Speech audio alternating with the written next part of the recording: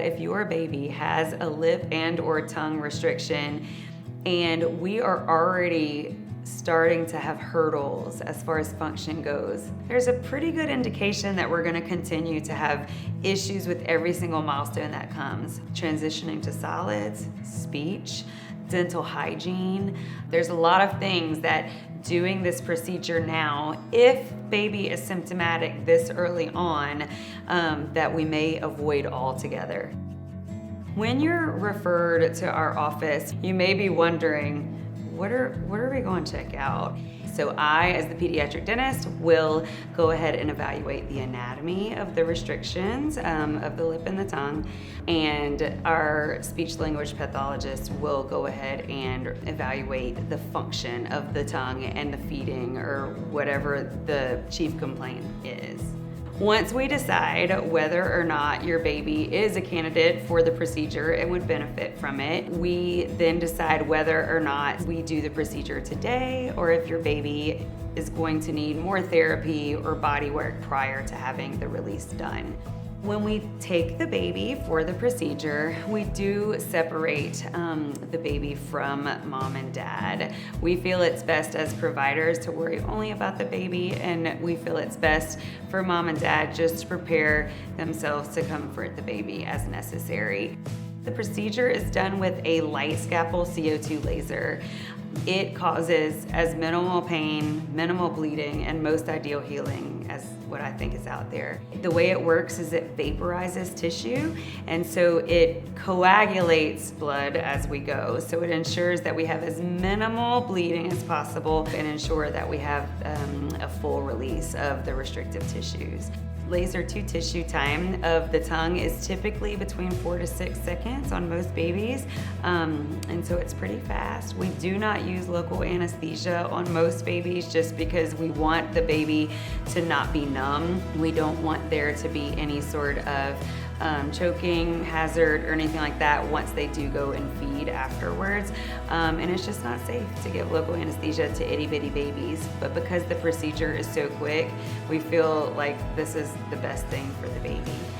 When we return your baby to you after the procedure, we are going to show you what the wounds under the lip and or tongue look like. Whenever we show you these wounds, what we're doing is trying to show you what they look like so that whenever you look at them tonight or the night of the procedure, you know it's normal, because it can be scary. So we want you to look at it with us so we all look at it and we're on the same page of this is what it looks like immediately post-op.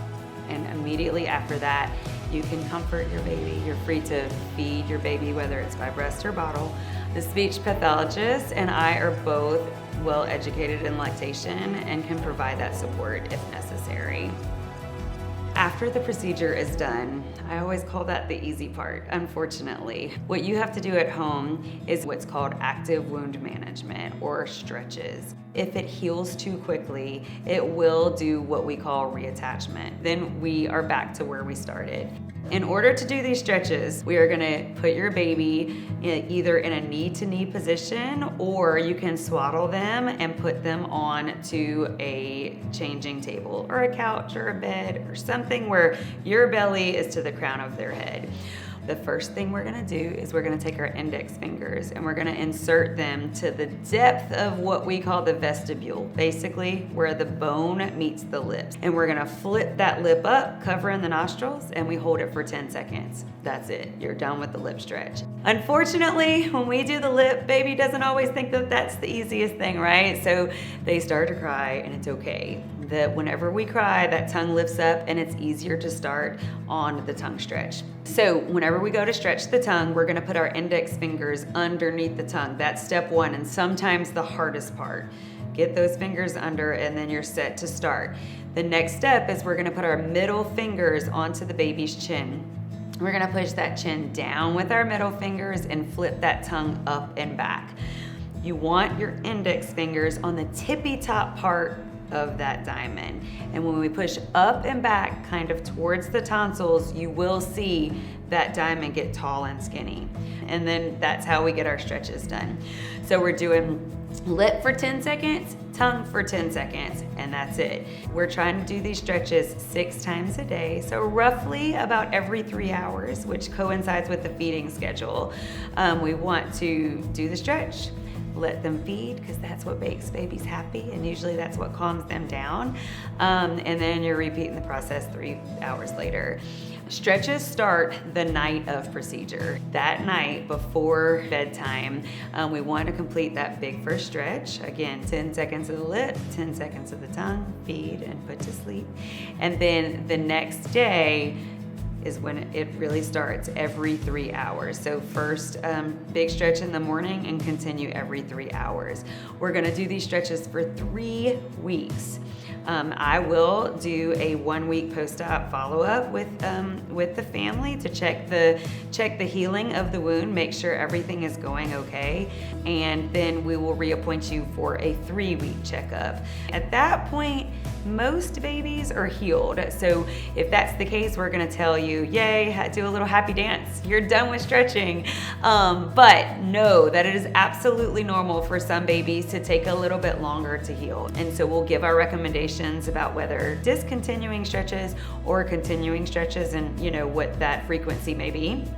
And then you will be released. Typically, the day of the procedure and day 4 and 5 are the hardest on the baby. The reason why day 4 and 5 happens is because that granulation tissue or the healing of those wounds are really trying to work its magic and heal it. But we gotta keep doing those stretches. So that's why day 4 and 5 typically are the worst.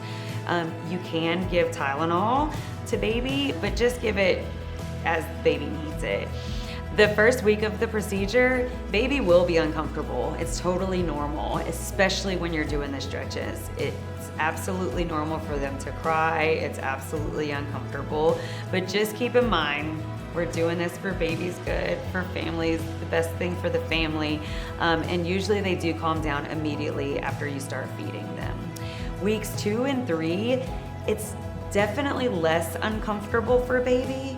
But we always say they're still gonna just be mad that you're in there. So don't expect the crying to ease off so much, but just know that after that initial week, it is gonna get better until, it's not gonna be uncomfortable anymore. They're just mad that you're messing in their mouth still.